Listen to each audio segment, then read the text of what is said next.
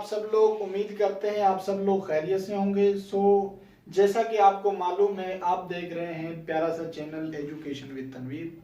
पिछली वीडियो में हमने आपके सामने जो है वो डिस्कस किया था कि what is the main differentiate of molecular formula and empirical formula.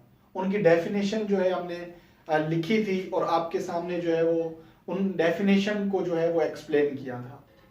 और सिंपलेस्ट जो है वो सिंपल से सिंपल डेफिनेशन हमने जो है वो आपसे जो है शेयर की थी और जो है आपको ये बताया था कि आप सिंपल जो है किस तरह से एक्सप्लेन कर सकते हैं बाय द डेफिनेशन कि what is molecular formula and what is empirical formula. और फिर ये भी बताया था कि कौन से कंपाउंड होते हैं, कितने कंपाउंड होते हैं जिनका जो है मॉलिक्यूलर फार्मूला ऑलमोस्ट जो है वो सेम होता है, एम्पिरिकल फार्मूला भी उनका सेम होता है और मॉलिक्यूलर फार्मूला भी तकरीबन सेम होता है।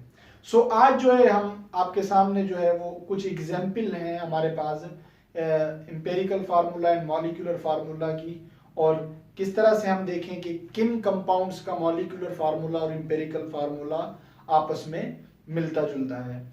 जो है आइए हम कुछ एग्जाम्पल को जो है वो नोट डाउन करते हैं। यहाँ पर सबसे पहले हम बात करते हैं H2O की। H2 हमारे पास ये जो है इसका जो MF मींस इसका जो मॉलिक्यूलर फार्मूला जो होता है, मॉलिक्यूलर फार्मूला,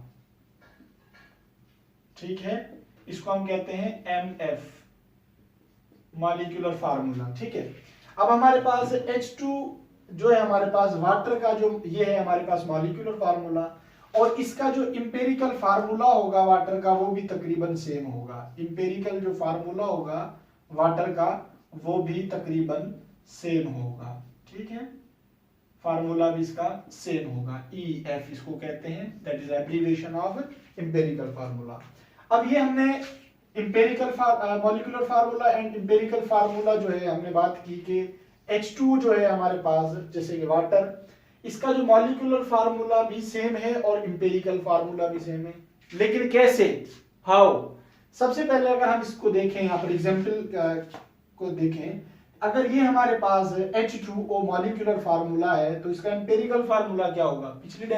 पिछले जो लेक्चर में हमने डेफिनेशन में ये लिखा था कि मॉलिक्यूलर फार्मूला डिस्कस करता है एक्चुअल वैल्यू, और हमारे पास जो एम्पिरिकल फार्मूला है उसमें हम जो है सिंपलेस्ट जो है रेशियो की बात करते हैं किसी भी कंपाउंड में मौजूद एटम्स एलिमेंट की। ठीक है, अगर हम इसी को अगर यहाँ पर सिंपल करें, जैसे कि सपोज करें हमारे पास यहाँ पर 2 है, ठीक है, 2:1, क्योंकि ऑक्सीजन हमारे पास 1 है और हमारे पास जो क्वांटिटी ऑफ हाइड्रोजन है वो हमारे पास 2 है।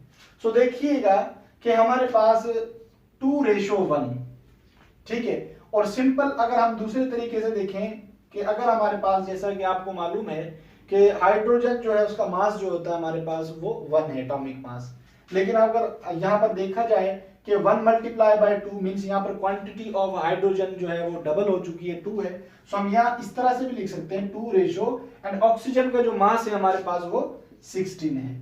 ठीक है, अगर हम इसको इस तरह से सॉल्व करें, 2 1 2 एंड 2 8 हमारे पास 16। हमारे पास ये इसका जो हमारे पास मोस्टली हम ये कहेंगे कि ये मजीद अब आगे जो है वो सिंपलेस्ट नहीं हो सकता। ठीक है, इसी वजह से इसकी यही रीजन है कि इसको हम जो है वो मजीद आगे सिंपलेस्ट नहीं कर सकते। तभी हम कहते हैं कि वाटर का मॉलिक्यूलर फार्मूला भी सेम है और इंपेरिकल फार्मूला भी सेम है। इसी तरह से अगर हम बात करें लाइक शुगर की, जैसे कि हमारे पास C12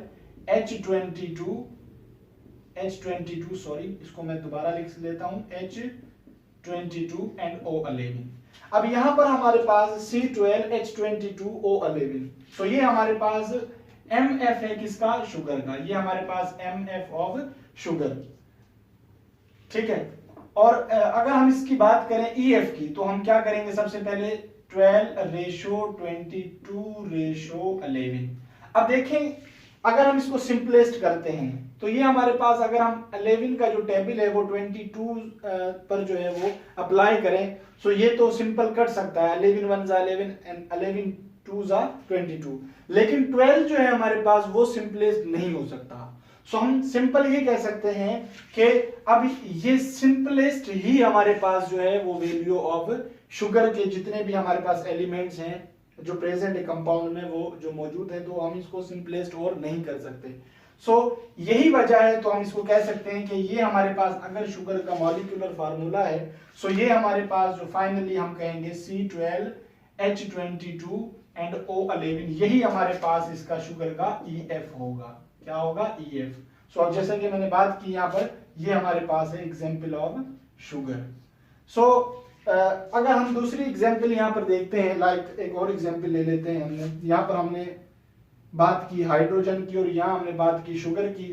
थर्ड हमारे पास एक और एग्जाम्पल हम ले लेते हैं, वो है हमारे पास C6 एंड H6।